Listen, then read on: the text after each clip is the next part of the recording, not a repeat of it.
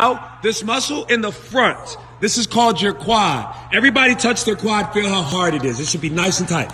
Nice and tight. Everybody give their quad 5 slaps. 5 slaps of the quad. Make sure that toe is still pointed. Beautiful. With the toe pointed. With your quad tight. I want you to try to bend your knee. You looked at her like, girl, is your knee bending? I mean, I can bend my knee. Oh! But it goes on. You guys, whoa!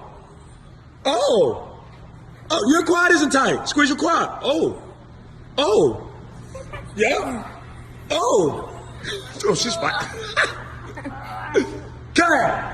Well, we all agreed that if I point my toe and squeeze my quad, that I cannot bend my knee? Yes. Thank you. Awesome. How many of you have heard somebody say, get your legs straight?